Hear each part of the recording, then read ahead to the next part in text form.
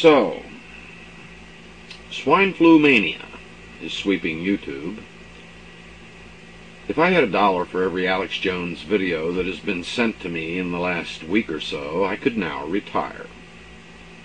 Can anyone remember what Jones was talking about, what conspiracy theory he was pushing before this flu story broke? I'm just curious. I don't follow Jones much at all. How many years now has he been talking about things that are about to happen that have never happened or have never been proven to have happened?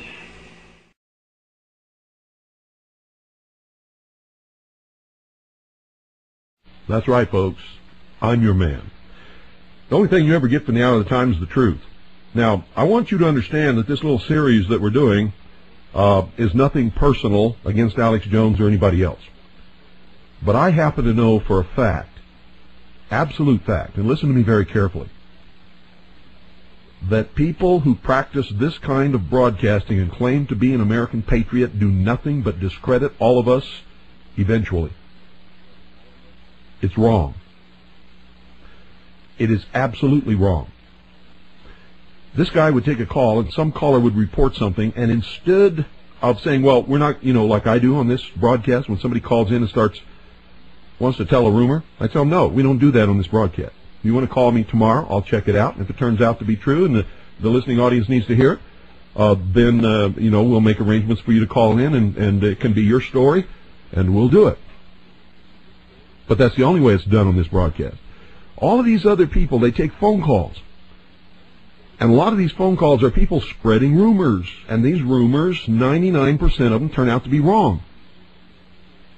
And it's wrong to allow that to happen.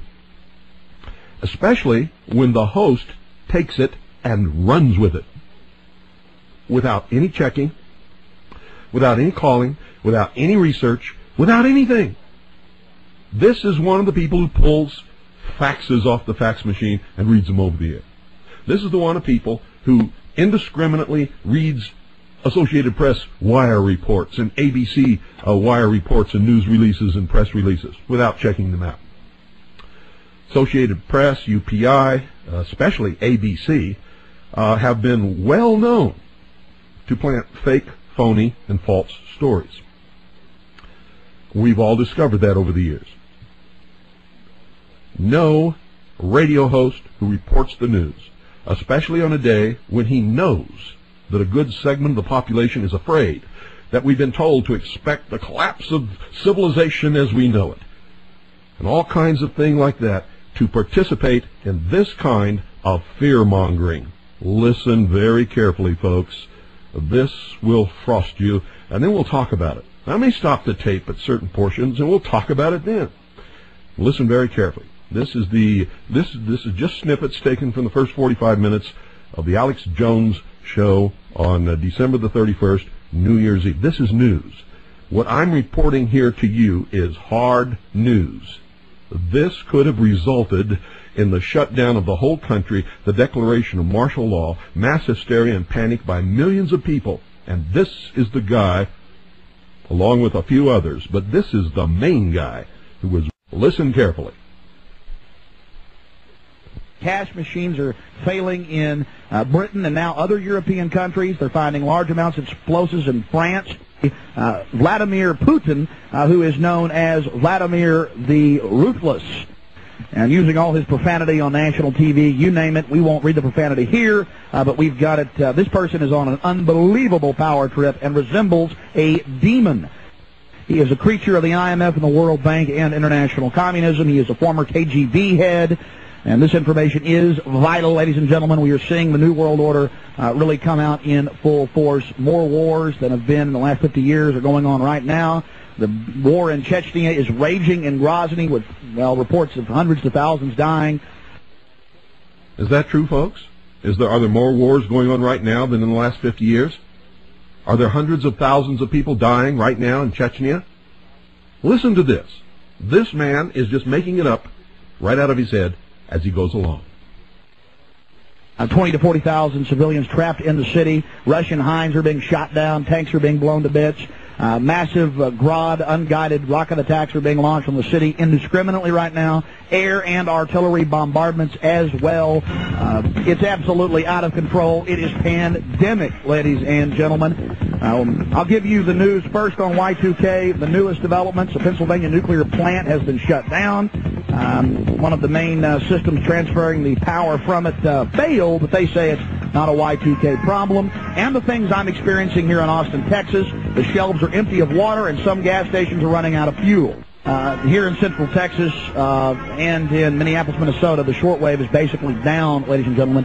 Went off right as I went on the air. The big news on Y2K. Then we'll start going to your call. What he's saying is deception. It's fear-mongering. It scared the hell out of literally millions of people, and it got worse.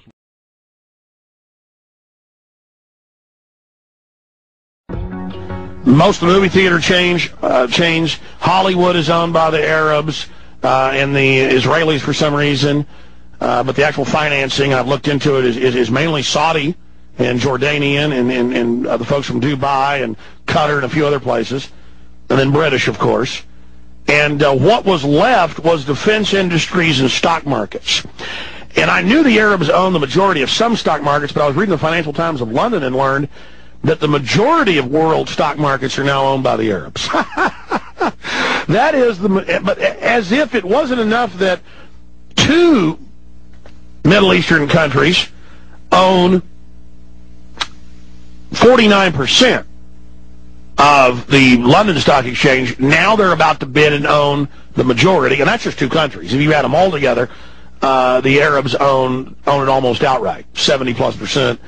And same thing with Dow Jones, because Arabs own Fox. You see, you didn't know that, did you? You didn't know that Arabs... See, Murdoch's only got a minority stock now. But the way the agreements were set, he still has board control. But Saudis own more than he does. But there's one Saudi with 14% last year. But, I mean, so the point is they just own everything. I mean, they control the whole deal. Now it's defense.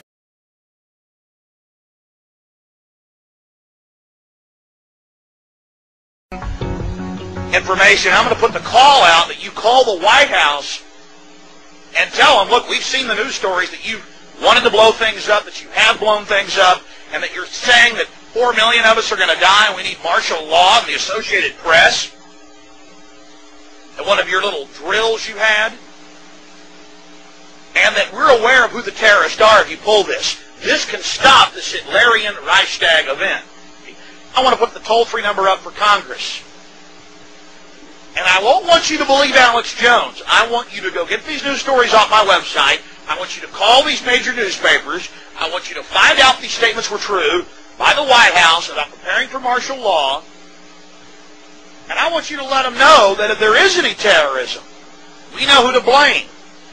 The point is, if any terrorism comes, it's from this government. And if there was an outside threat like a bin Laden, who was a known CIA asset in the 80s, running the Mujahideen War, and whose family builds all the military bases over in Saudi Arabia right now, and sits on the board of Iridium Satellite. He's the boogeyman they need in this Orwellian phony system. You see, because the largest intelligence apparatus in the world, with the biggest budget in the history of the world, has been looking for Osama bin Laden for years and years and years, and can't find him. Some doofus jerk-off reporter with a camera crew crosses right into his hideout and interviews him. And I'm telling you, be prepared for a major attack. But it won't be Osama bin Laden. It will be those behind the New World Order. Before we get started, I have to clear up a little discrepancy here. Apparently the other night, or within the last week, because I've been getting a lot of email about this, and I even received one telephone call. Apparently somebody called the Alex Jones broadcast and asked him why he didn't have me on the air, or asked him something about me. Alex Jones said he had me on the air once before, several years ago, and had to cut me off the air because of the foul language that I used. So on the air tonight, I'm going to tell you, Alex Jones, you are a bold-faced, miserable, stinking little coward liar. Now let me say that again so there's no mistake about it. You can all tell Alex Jones that I said this, and I suspect he's listening because he does. Alex Jones, you are a bold-faced, stinking, rotten little coward liar.